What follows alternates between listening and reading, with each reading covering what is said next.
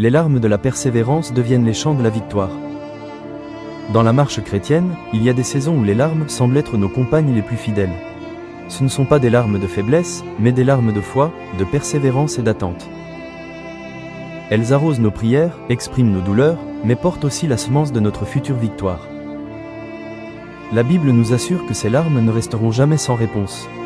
Elles se transformeront en chants de joie et en témoignages éclatants de la fidélité de Dieu. 1. Les larmes préparent la moisson.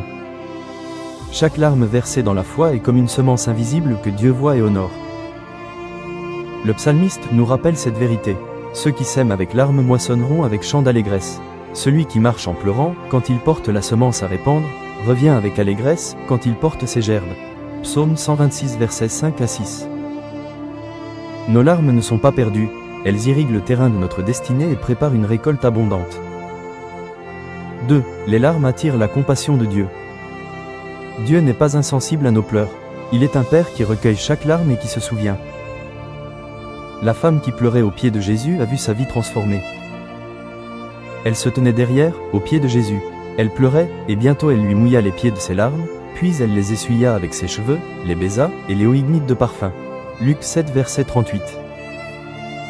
Les larmes sincères ouvrent la porte au pardon, à la restauration et à la victoire spirituelle. 3. Les larmes de l'épreuve conduisent à la gloire. Nos souffrances présentes, souvent accompagnées de larmes, sont temporaires. Dieu les transforme en une gloire éternelle. L'apôtre Paul, malgré ses épreuves et ses larmes, gardait les yeux fixés sur l'espérance. J'estime que les souffrances du temps présent ne sauraient être comparées à la gloire à venir qui sera révélée pour nous. Romains 8 verset 18. Les larmes d'aujourd'hui ne sont rien face à la victoire de demain. Les larmes seront essuyées pour toujours. La victoire finale du croyant, c'est la promesse d'un ciel nouveau où les larmes n'auront plus leur place. Jean, dans l'Apocalypse, nous donne cette vision d'espérance. Il essuiera toute larme de leurs yeux, et la mort ne sera plus, et il n'y aura plus ni deuil, ni cri, ni douleur, car les premières choses ont disparu. Apocalypse 21 verset 4. La persévérance d'aujourd'hui se changera en un éternel chant de victoire dans la présence de Dieu. Bien-aimé, tes larmes ne sont pas un signe d'échec, mais une preuve que tu tiens bon malgré l'épreuve. Dieu ne méprise pas tes pleurs, il les transforme en semences de gloire.